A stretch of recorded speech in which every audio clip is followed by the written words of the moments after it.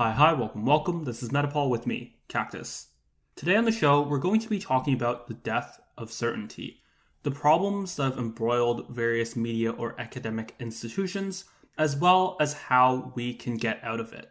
So, when we talk about knowledge, when we talk about understanding an idea, there are actually really three types of things that we can talk about. There are provable ideas, which are essentially ideas that are expressed as a combination of things that we know for sure. For example, you could say that the idea that 2 plus 2 is 4 is a provable idea. Something more complicated, like how to take the derivative of a function, would also be a provable idea, since you express it as some combination of other certain axioms. The second type is a verifiable idea. This is an idea that you don't know immediately upon hearing it, but can actually be tested. One example of a verifiable idea is the force of gravity, is that gravity is generally expressed as approximately 10 meters per second squared times the number of time squared after dropping an item. You can actually test this yourself by taking an item, dropping it, and measuring the rate at which it falls. The third type is purely referential, an idea that gains its legitimacy by referring to other sources and by the credibility of an original author. This can typically be an idea that has to be in conjecture and that is incredibly difficult to be sure of with actual evidence. It can also be something that can be provable but requires an enormous amount of resources to do it. One example of a referential idea is various classified document reporting. You can have documents that are approved by a government source that represent those who are elected or that represent those who are selected by those who are elected, and that generally go through a process to verify their certainty before being released by a country's government. Now, you can't actually know or check for yourself that these things are definitely true. If there is, for example, a government report on all of the projects that it has spent its money on, you don't actually know the details on what those projects actually did unless you can somehow go to the government and actually inspect those different areas. However, there are many areas of life where we do have to rely on these referential ideas. However, what you see with the modern development of mainstream media, as well as with many of the world's governments, is that this use of referential ideas has been parasitized, has been used in order to enable corruption, and actually in order to reduce the prevalence of those other ideas that would be much more preferable as they can guarantee a widespread level of truth. It starts with the failure of critical thinking in education. This has been well documented by books like Coddling of the American Mind by Jonathan Haidt and Greg Lukianoff, as well as the book iGen by Jean Twenge. This, in one part, is due to the prevalence or the availability of technology, things including search engines that make it easy to verify a claim and reduces the need for critical thinking to be applied in daily life. For example, if you were learning how cleaning chemicals work, or if you were learning how various appliances work around your house, typically pre-information age, you would be able to reason through this with the first principles that are given to you by public education or by whatever education you initially attended. That's what public education is supposed to allow you to do. It's supposed to give you a baseline level of information that you can combine in order to create more information in order to get provable or verifiable results. However, instead, with this widespread use of a search engine, you can simply Google the answer and no critical thinking is ever necessary. Now, of course, this can be useful in many situations, but it also has its drawbacks, and public education has never been updated to account for this. To make matters worse, ideologies of safetyism and anti-independence have also led to many of these outcomes in many children, including those documented by Jean Twenge, including those documented by Jonathan Haidt and Greg Lukianoff, where children are essentially engaging in independent activities later in life, including having relationships, getting their first job, getting a driver's license, etc., an average of 2 to 4 years later, in their life, as well as having less time independently or without parent supervision, even if it's with their friends. The ideology of safetyism is one where parents are responsible for protecting their children in all circumstances, regardless of the costs associated with it, regardless of the developmental consequences with their children, and regardless of the wider context in actually introducing these risk factors that, as we talked about in previous episodes, form an important part of decision making. All of this has led to a reliance on trust-based systems, on systems such as a search engine or systems such as a cable or mass media that generally spread referential knowledge and that require a level of credibility to operate. However, because there's been such an economic concentration in those types of knowledge, as opposed to the other two types, provable knowledge and verifiable knowledge, there has been an increasing financial and political motivation to actually mess with the system. And that is why you have a mainstream media that is intellectually bankrupt, that fails to properly verify many of their news stories and actually reports actively disproven stories. And to understand how we've actually led to this point, we have to understand the dynamics that supply one type of information over the others. We can first look at this on a financial level. Well, we can first look at what changed between the past and the present. And first is the detransparency of process. Now, what this means is that journalistic institutions are not actually publishing the kind of behind the scenes ideas that they actually engage in before and after publishing a story. Now, part of this, you can argue, is due to the existing corruption that already exists, but there is a cyclical loop. We actually want to dig past this and look at what came first, even if each of these forces, corruption and the lack of process, do feed into each other. Of course, we do have to understand that there is no perfect verification ability. We cannot always be 100% sure of a source, regardless of how much information is placed on how something is reported. This means that some news institutions will get stories wrong. However, if they were following journalistic standards, they would make clear and precise and publicly widespread declarations of these mistakes after they've been noticed. This is something that is not practiced by the vast majority of American media institutions. We also do have to look at culturification. As we talked about before, this is the use of cultural differences in order to attack other measurable standards that are otherwise not actually falsifiable. Now, if you think about these two factors, both of them create a baseline level of uncertainty with any given institution. They create a baseline level of instability where no matter what degree of transparency, what degree of process they show, there is still going to be a concentration of politically motivated or just oblivious attacks on them. In order to combat this, there has to be some alternative method for them to actually gain that credibility. And that is where you have credibility mongering.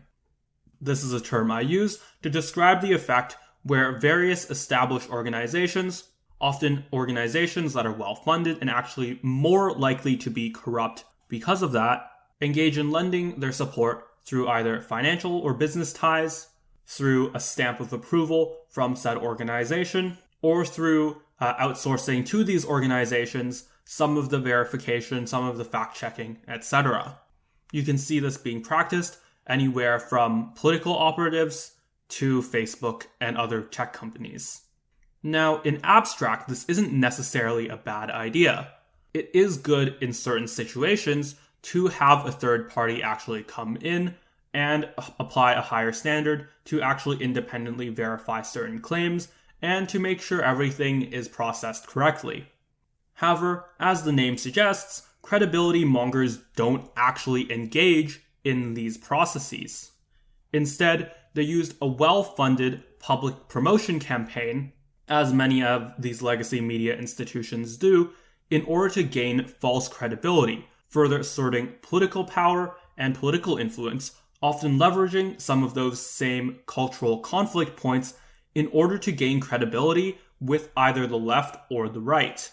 What this means is that instead of gaining credibility through the legitimate processes that we described earlier, they instead gain credibility through the assertion of political power and through financial ties, and often, quite frankly, things that would be considered bribes in countries outside of the United States, to other such credibility-mongering organizations.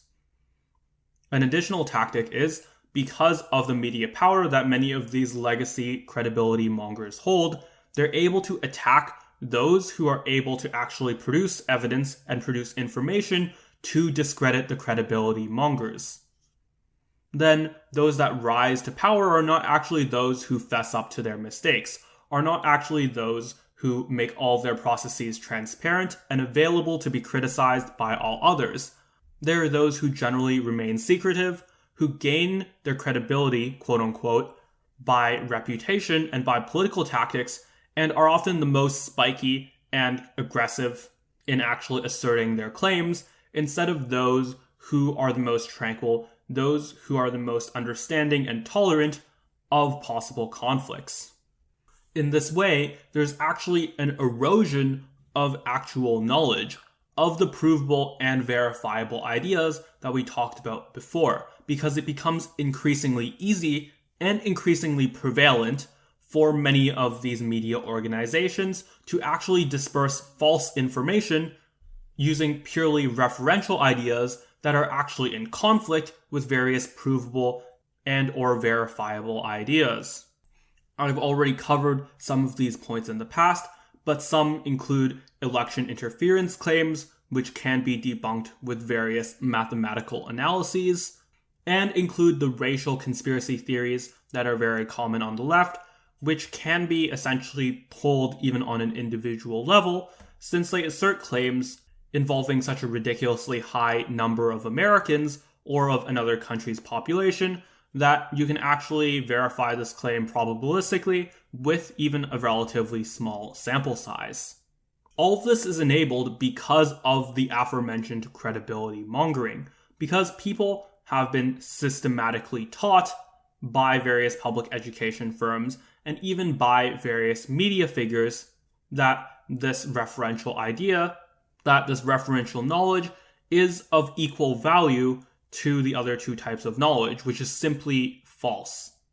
Instead, there needs to be an accepting of a baseline level of risk, that any institution, particularly those with immediate or quote-unquote breaking news, is going to make mistakes at certain points in time. However, we also need to understand that we have to look at the overall track record. We have to look at the probability of actually making a false claim, and also of the willingness to retract those false claims and be willing to admit mistakes if that actually occurs. It would be interesting if someone actually made a metric and an organization dedicated to analyzing this. However, with the culturification and other political ideas in play, if someone actually tried to do this honestly, there would likely be attacks on it from both major political parties in the United States. That's why I've advocated before that we do import some of the media organizations from foreign countries, such as Canada or the United Kingdom, that would be able to have credibility, veritable credibility, in systems that are not nearly as corrupt, in order to implement some of these standards and in order essentially to flush out the corrupt American media. Other ideas that can be highly beneficial include disassociating from the trust-mongering model entirely. In the United States particularly, but also in many other Western cultures, there's an idea of quote-unquote accountability, where people always want to see a reaction to any given event. If there's a false claim that's made, not only do they want to see a retraction of the claim and a correction on everywhere that it appears, but they also want to see an organization, quote-unquote, do something about it. And while there may be veritable process improvements that can be made if an organization has a long repeated pattern of such behavior, one such case does not necessarily necessitate this, particularly when it's often dictated based on fake social media activism instead of actually based on a long-term track record and what damage that various mistakes do to the public information space. There should be no premium given to outside of verification that doesn't actually add anything due to the process. Note that this often arises because of that culture of safetyism and because of that culture of this pseudo accountability, where there needs to be some sort of performative action done after every single call out or major news story associated with one false mistake. This has led to a preference for actually resorting to these outside credibility mongers instead of actually focusing on the process ideas, instead of actually creating a slow, well-documented method for reporting that's available to the public, since many of these public ideas quickly get swept up into the polarization and the conflict that we talked about in previous episodes, and because of that, a short, simple solution like referring to another organization, even if it's actually ineffective, even if those organizations are actually corrupt, becomes preferred in this media system. So the second thing we need to do is to scrap this faulty, self-contradictory idea of accountability and actually slow down the environment and not give credence to these trust-mongering organizations. Another thing might be obvious, which is to prioritize provable information over verifiable information, and for both of those types of ideas to be strongly preferred over referential information. This doesn't mean that referential information is always bad. For example, most of the vaccine trials cannot necessarily be conducted by individuals, including all of us. However, the upsides of having an effective vaccine is so much higher, and that there can be verification in the long term if you actually look at the people taking the vaccine. So trusting that information for now is ultimately a benefit. As always, you need to do a probability calculation on these ideas. You need to do a cost-benefit analysis on the uptakes and on the downsides of any given idea. This is, of course, more difficult than essentially just going through your everyday life and trusting everything that you see. But as we've talked about with many of these political systems, this is unfortunately necessary, particularly if you live in the United States or if you live in another area with poor media health. However, one important thing to do is not to stop paying attention to information altogether.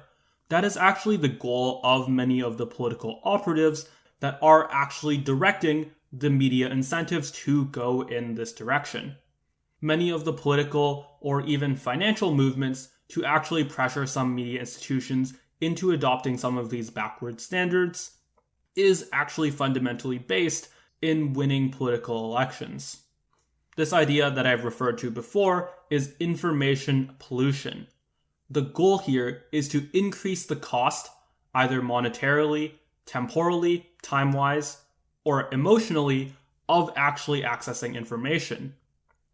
This means that either they hide more information behind government doors where it's more difficult to actually report on it, they hide information inside a long document, or that they put such a large quantity of information out there through various political sources, and also put a large amount of disinformation out there through various political sources, that applying some of the things that we talked about before, disproving the obviously false claims, and actually getting to the good information just takes an enormous amount of time.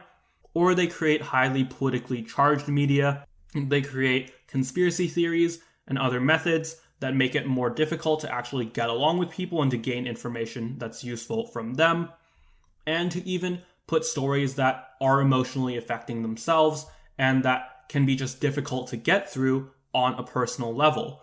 All of these things make it harder for every single one of us to actually access information that is correct and that is beneficial to each of our lives. And this is particularly prevalent when it comes to information that can have an effect on an election. There's an incentive for both parties to dump externalities, to dump disinformation as much as they can, because the higher the cost of good information is, the more people are actually going to go without that information, and therefore the more people are going to fall for the cheap tricks that either the Democratic or Republican parties actually provide.